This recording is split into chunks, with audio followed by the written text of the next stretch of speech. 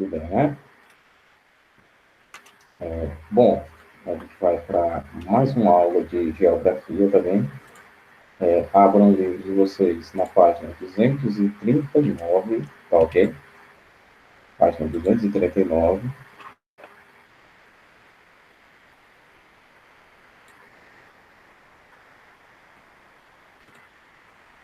A gente estava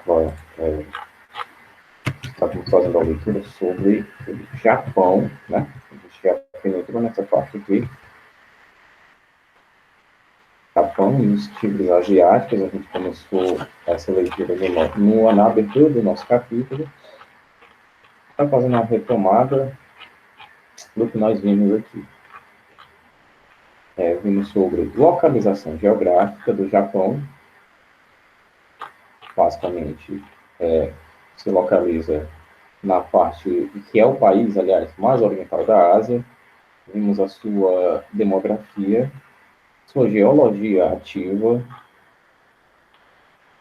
Vimos no mapa de placas tectônicas, aliás, que o país Japão não é nada sortudo, já que ele está entre três placas tectônicas, o que favorece bastante para a atividade vulcânica e principalmente, né, a atividade vulcânica nem tanto, mas principalmente a atividade dos terremotos, né? A atividade das placas tectônicas, aliás, favorece os terremotos. A gente pode notar também a seguinte lógica. Eu estou só fazendo aqui só recapitulando e já vou fazer a chamada, tá bem?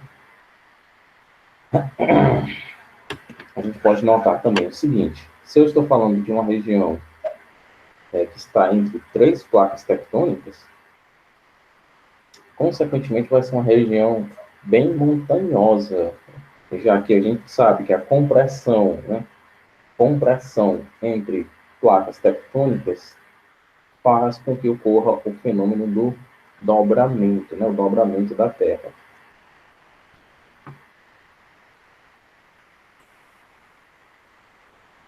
E que no limite do dobramento a gente sabe que a gente vai ter o falhamento, né, quando essa Terra partir. A exemplo disso, nós temos a Cordilheira dos Andes, que é uma área montanhosa, fruto da compressão entre a placa sul-americana com a placa de Nazca. A placa sul-americana é uma placa continental, já que está sobre ela tem o continente, e a placa de Nazca é oceânica, porque sobre ela tem um oceano, obviamente. Vimos que, por conta da sua localização também, o Japão tem um clima bastante ameno, com pouquíssimas, né, posso dizer assim, poucas variações climáticas, devido também ao seu pouco alongamento territorial, né? Está entre as latitudes e o fato de ser um arquipélago, ou seja, o fato de ser um aglomerado de ilhas, faz com que por lá passem mais massas de ar oceânico, né? Ou seja, lá vai ter um clima mais fresco, diferente daqui. Nós não temos, né? Nós não somos atingidos, aliás, por essas massas de ar oceânicas, o que, consequentemente, deixa o nosso clima mais ignorante, vamos dizer assim, tipo hoje. O sol está terrível. Lá, basicamente, tem três tipos climáticos: frio, temperado oceânico e o subtropical. Vimos que lá, justamente em virtude da sua região ser montanhosa, em sua grande maioria, a sua hidrografia é pequena e os rios são pequenos, consequentemente, e montanhosos. O fato de ser montanhoso lá afeta basicamente tudo. Passando para o outro ponto que é afetado, é a agricultura. A gente nota que se eu tenho uma região bastante montanhosa, eu tenho poucas áreas planas para cultivar, né? Mas, apesar disso, Lá a agricultura é bem desenvolvida, certo? E temos a densidade global, né? Assim como em várias outras áreas do mundo, a densidade demográfica de lá é mal distribuída, né? A população está mal distribuída. A gente nota que a maioria das pessoas se aglomeram nas grandes cidades, né? Como, por exemplo, Tóquio, Kyoto, Osaka, chegando a 700 pessoas por quilômetro quadrado. Uma densidade absurda. Embora os rios pequenos, a gente nota que no Japão temos, como posso dizer, o hábito, os seus hábitos alimentares giram em torno da pesca também. Não é à toa que nós temos sushi, sashimi, temaki, tudo é vindo da culinária japonesa, né? Isso já resumindo a página 238, para a gente passar para a página 239, tá bem? Agora, com vocês já situados, já dentro do assunto, né? Vamos aqui para a chamada, tá bem? Arthur.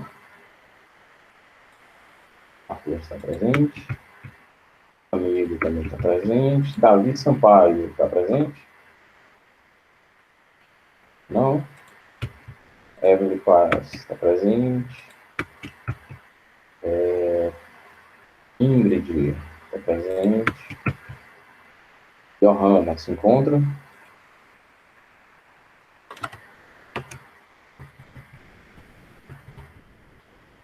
Johanna, não. Continuando. Alberto Júnior está presente.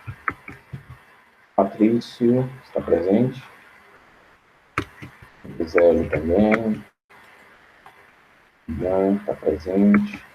Opa, Ian está presente. Isabelle Almeida se encontra? Isabelle Almeida não. Ítalo Araújo está presente. Joana Maria está presente.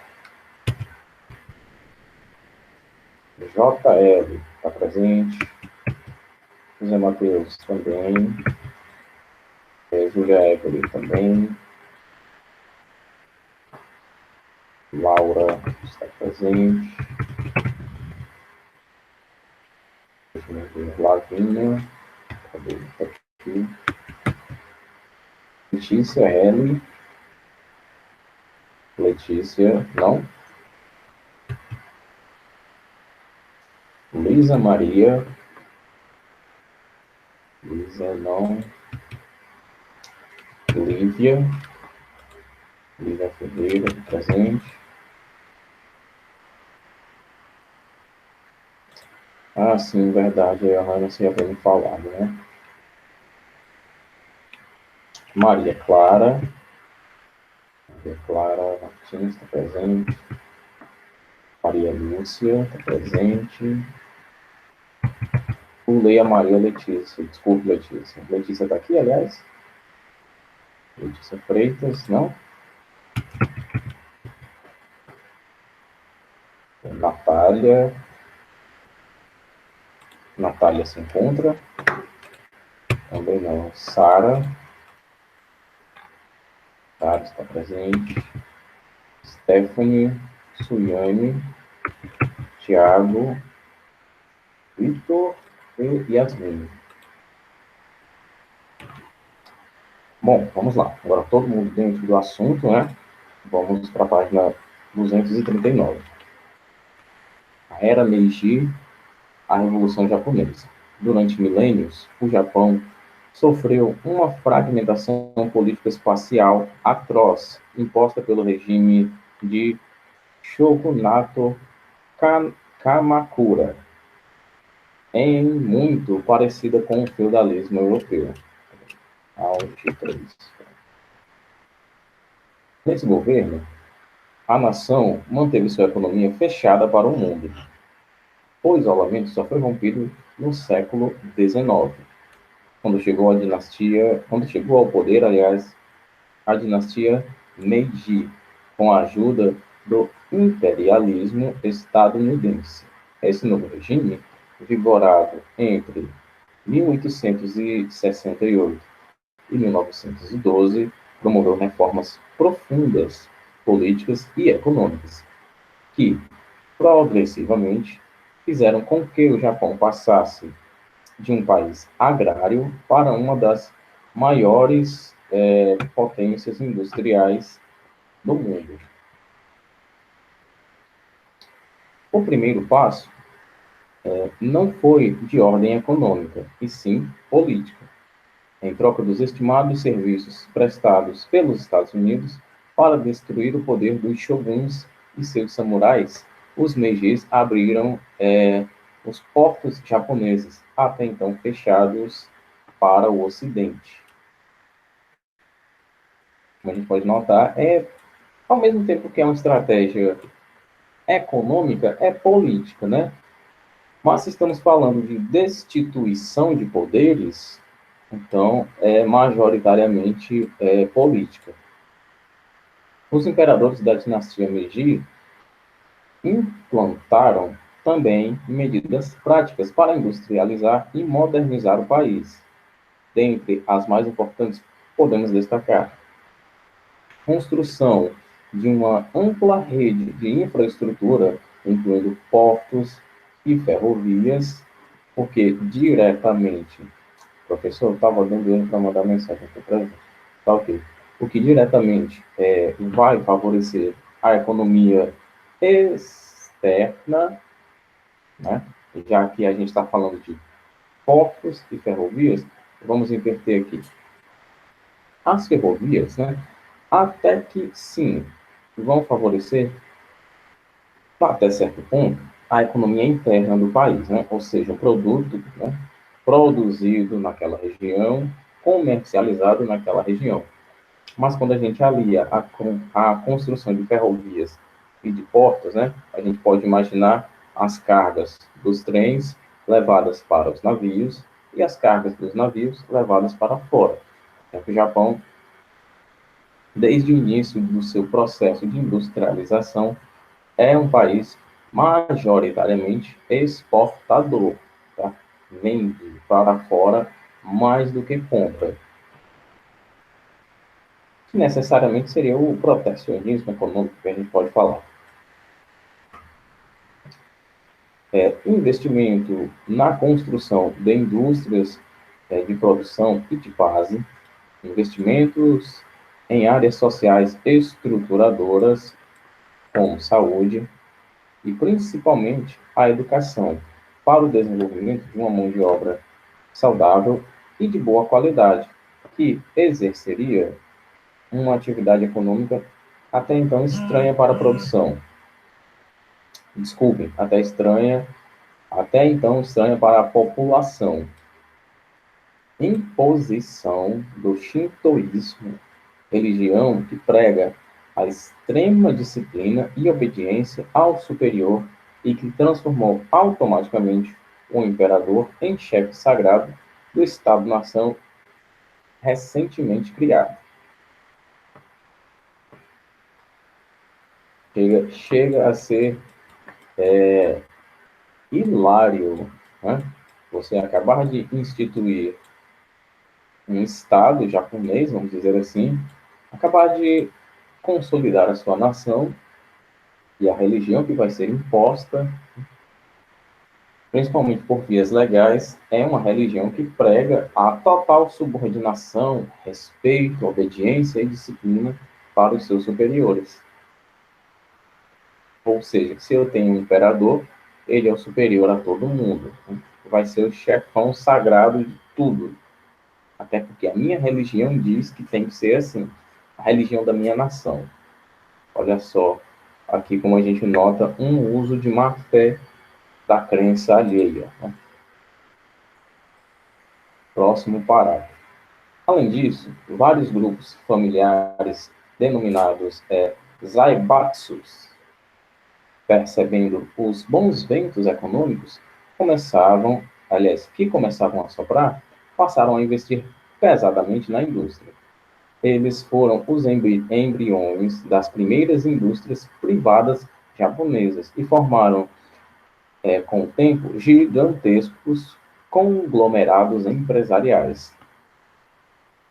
O crescimento econômico levou o Estado japonês aliás, grande dilema: a escassez de recursos minerais e energéticos do pequeno arquipélago vulcânico poderia acarretar uma grave crise produtiva, já no início da sua industrialização. Para resolver o problema, o governo implementou uma ostensiva política imperialista contra os seus vizinhos no continente asiático e na bacia do Oceano Pacífico.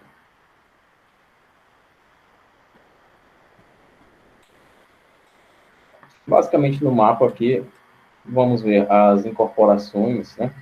As empresas, né? A gente pode entender incorporações como empresas, as empresas japonesas aqui.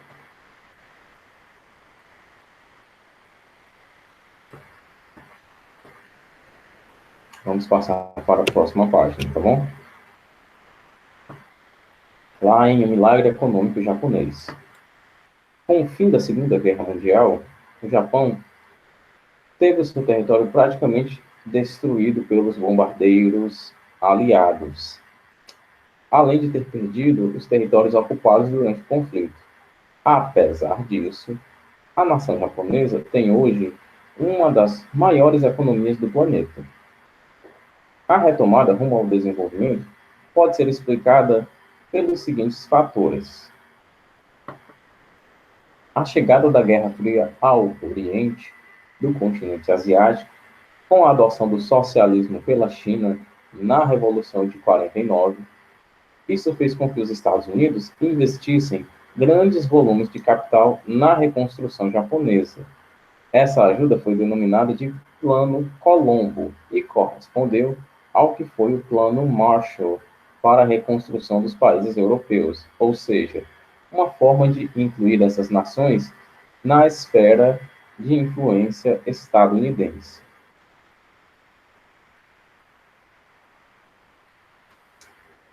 Bom, a gente percebe aqui, né? Seguinte, vamos por partes. Temos algumas potências asiáticas, né? Que a gente pode isolar aqui: China e Japão. Durante a Guerra Fria, que a gente já viu bastante, né? Nós notamos que os Estados Unidos e a União Soviética apoiaram algumas nações que estavam até mesmo em conflito direto armado entre si, ao mesmo tempo que estavam em conflitos ideológicos, conflitos políticos, conflitos econômicos de desenvolvimento, como o próprio, aliás, os próprios países, Estados Unidos e a União Soviética, também estavam, né? A exemplo disso, temos a corrida espacial e a corrida armamentista. E a gente pode notar que a China estava com a União Soviética, ao passo que os Estados Unidos estavam investindo no Japão. Basicamente é só isso. E para a gente não confundir os nomes, tá? Plano Marshall é o projeto de reconstrução europeu dos países afetados pela guerra, tá? Já o plano ou o projeto, é mais comum você ver projeto. Manhattan foi o projeto de desenvolvimento das bombas atômicas, tá bem? Ah, professor, mas Marshall e Manhattan não tem muita diferença, não parece muito a mesma palavra, não. Tá, mas é só para fim de informação, e às vezes as pessoas confundem, por incrível que pareça. Outro fator de desenvolvimento: investimento maciço em educação. Essa daqui eu sempre gosto de dar esse exemplo aqui, para vocês terem uma ideia.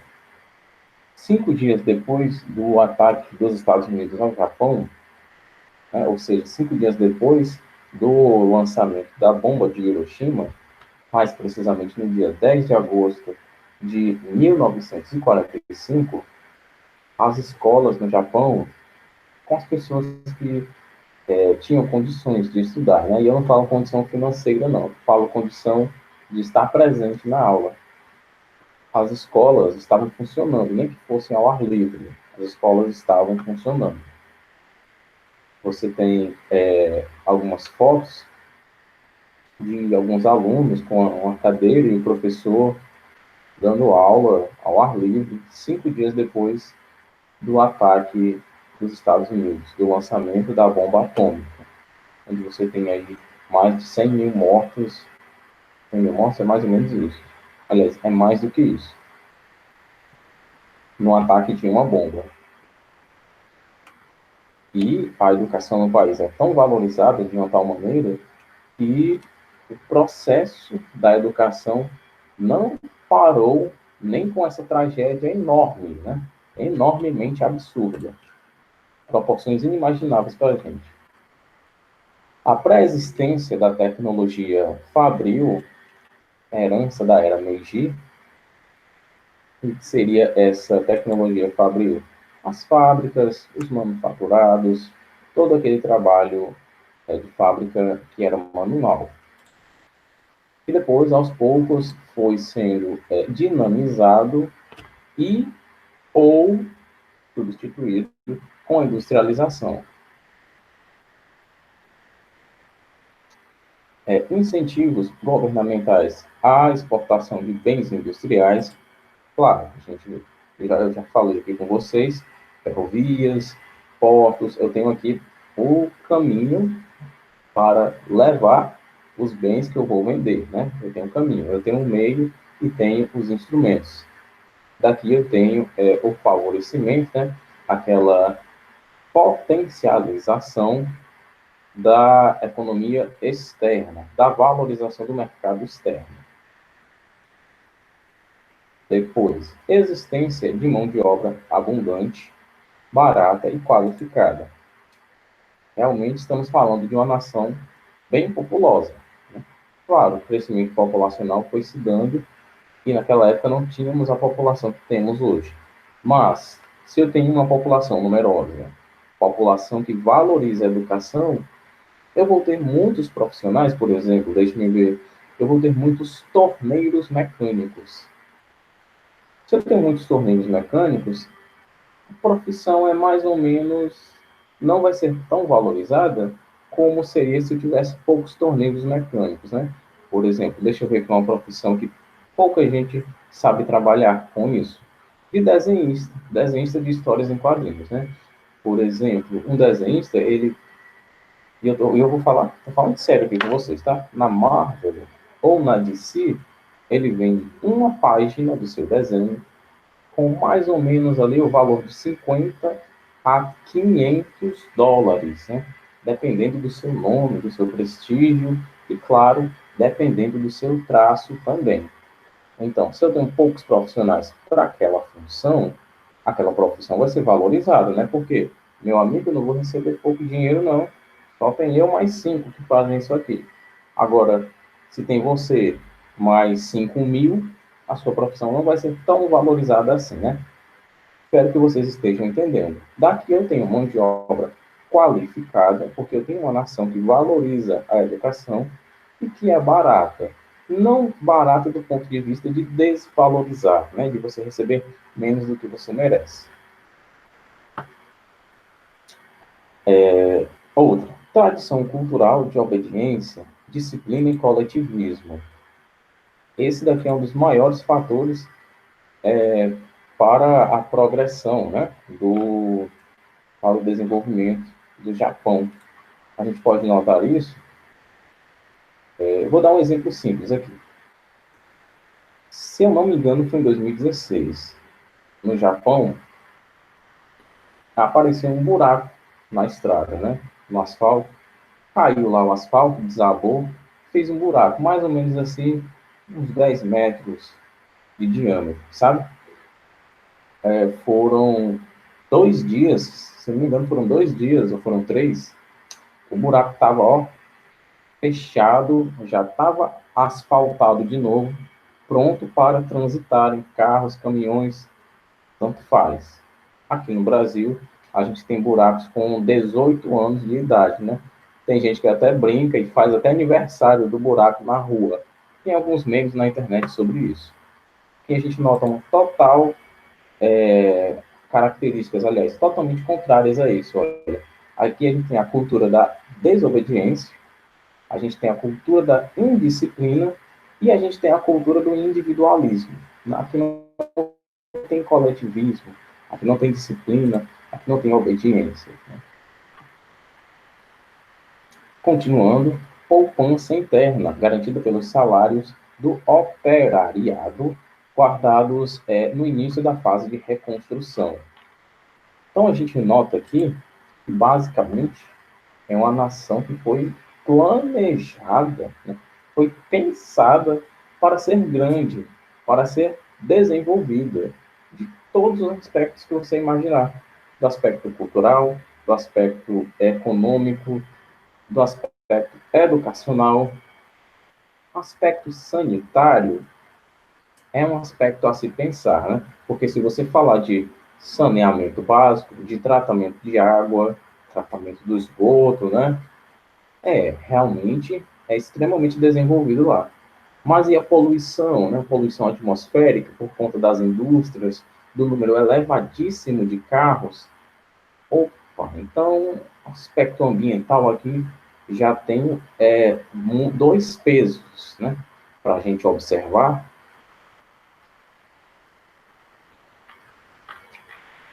Página 242, meus queridos. Até aqui, todo mundo compreendeu, ou não? Ficou alguma ideia solta? Alguma coisa que vai contrário ao que você pensa ou ao que você imaginava sobre o assunto? Ou tá tudo ok? Tudo numa nice?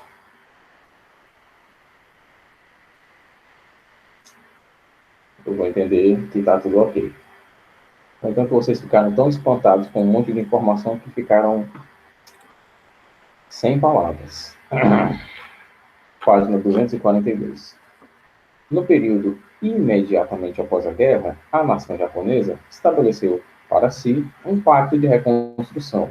Previa-se que, em um século, o Japão retornaria ao grupo dos países desenvolvidos. Toda a população, técnicos, professores, operários, cientistas, agricultores e etc., assumiu os sacrifícios e desafios a serem enfrentados nas décadas seguintes.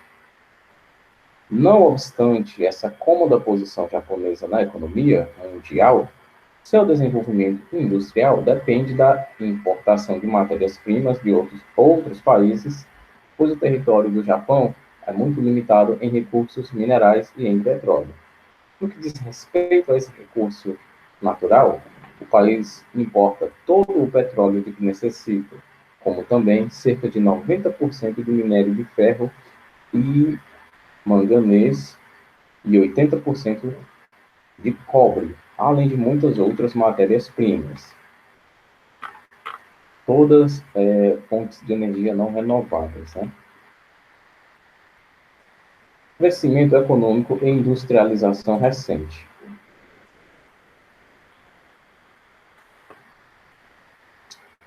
De forma vertiginosa, o Japão se tornou a segunda economia do planeta ao final da década de 80, passando a rivalizar novamente com os Estados Unidos na área econômica.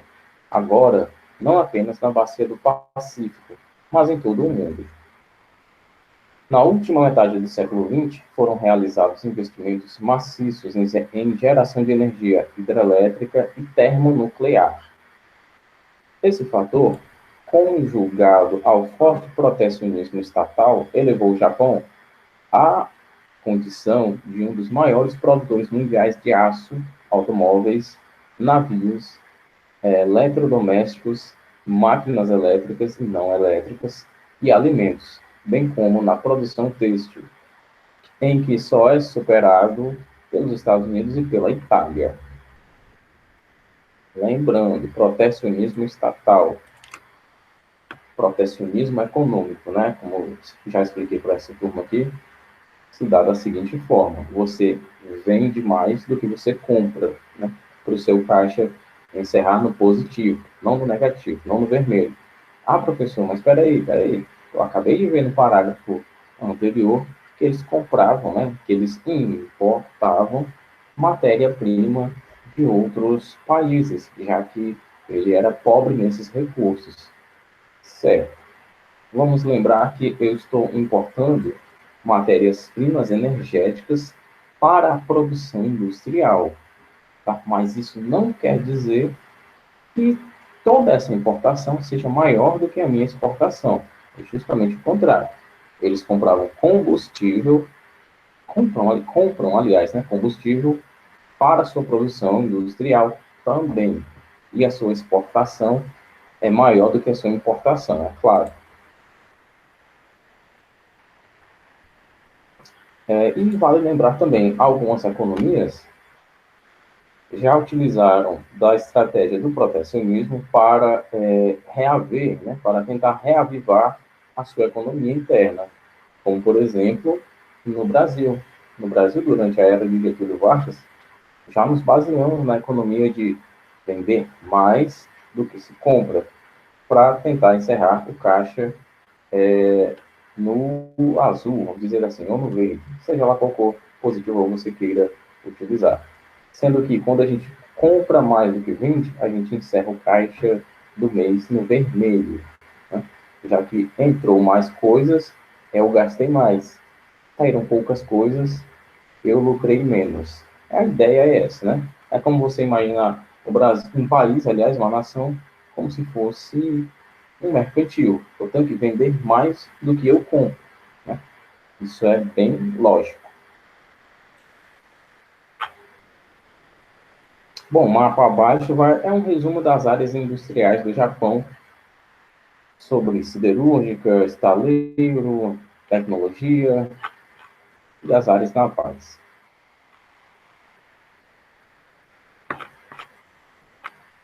Bom, página 243, a gente pode encerrar. E a gente vai encerrar a aula, eu acredito, na página 244. Inicialmente, os recursos foram aplicados no campo da eletrônica. Aliás, desculpem, da microeletrônica. Deixa eu dar um zoom aqui. Após a constatação de que várias nações estavam investindo somas volumosas em pesquisas sobre semicondutores e radiotransmissores. Ademais, acreditava-se que o novo setor da computação seria estratégico para agilizar e aperfeiçoar os investimentos empresariais, tornando o Japão extremamente competitivo no mercado internacional. O país foi, ao longo da segunda década do século XX, responsável por aproximadamente metade das exportações mundiais. E, ainda hoje, apesar da recessão a que está submetido, é um dos maiores exportadores desse segmento industrial. Também devemos destacar a sofisticada indústria automobilística japonesa, que renovou o conceito do automóvel fordista ao desenvolver um novo projeto, aliás, um novo processo produtivo, o toyotismo, que passou progressivamente a ser copiado em vários países. E a gente não pode esquecer dos modelos JDM, né? Japanese Design Marketing. Basicamente, os produtos desenhados para serem comercializados no Japão. E falando dos carros JDM, os meninos devem conhecer mais, né? Talvez conheçam visualmente, mas não conheçam o nome. O JDM seria algo como, por exemplo, o Toyota Supra MK5, o GTR, o Nissan R34, deixa eu ver, o Toyota Celica, basicamente aqueles carros que a gente vê em filmes como Velozes e Furiosos, né? Aqueles carros de duas portas, baixinhos, que você vê no Japão. Nissan Skyline, Nissan Honda NSX, esses são os carros JDM, modificaram totalmente a visão que se tinha sobre o automobilismo. Todavia, O maior destaque dessa nova face industrial no Japão é o setor da robótica e da cibernética. Foi criado pelos estadunidenses e aperfeiçoado bastante pelos japoneses. Desde o final da década de 1990, diversas corporações japonesas, como a Mitsui, Mitsubishi Motors, Toyota Motor, Nissan e Sumitomo, passam por uma crise recessiva, mas ainda estão entre as maiores empresas do mundo. Essa crise tem como principal razão a concorrência que o Japão passou a enfrentar dos produtos industriais dos tigres asiáticos, que estudaremos no próximo cenário, os quais, no período de consolidação industrial, receberam fortes investimentos de capitais japoneses. O aprofundamento da crise econômica iniciada em 2008 também afetou as corporações japonesas. Bom, temos menos de um minuto, então não vai dar para ver o cenário, nem começar o cenário 8. Bom, a gente vai ficar por aqui, a gente volta na quinta aula com história. Tá bom, pessoal? Espero que tenham gostado da aula. Foi bem, como eu diria produtiva também e informativa. Foi bem mais informativa. Bom, a gente se vê daqui a pouco. Até mais.